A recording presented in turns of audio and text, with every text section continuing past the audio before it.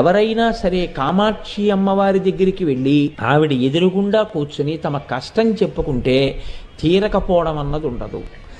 ఎవరికి ఏ కోరికైనా సరే ఆమె తీర్చగలదు. ఎందుకు తీర్చగలదు అంటే ఆవిడ పేరే కామాక్షి. అక్షి అంటే కన్ను, క అంటే బ్రహ్మశక్తి, మ అంటే విష్ణుశక్తి. బ్రహ్మశక్తి సరస్వతి, విష్ణుశక్తి లక్ష్మి. ఆవిడ పాదముల మీదకి వెళ్ళి పడిన వాడికి ఐశ్వర్యం కావాలంటే ఐశ్వర్యం వస్తుంది, సరస్వతీ కటాక్షం కావాలంటే సరస్వతీ కటాక్షం వస్తుంది. విజయాలు కావాలని అమ్మవారిని ఆరాధన చేసి కాంచి క్షేత్ర వైశిష్ట్యం చేత కామాక్షి అమ్మవారి అనుగ్రహం చేత విజయం పొందినటువంటి రాజులు ఎందరో ఉన్నారు. అమ్మవారి అనుగ్రహంతో సంతానం పొంది అమ్మవారి అనుగ్రహంతో అపారమైనటువంటి సరస్వతీ కటాక్షాన్ని పొందినటువంటి మహాకవులు ఉన్నారు. కాబట్టి అమ్మవారి అనుగ్రహంతో పొందనటువంటిది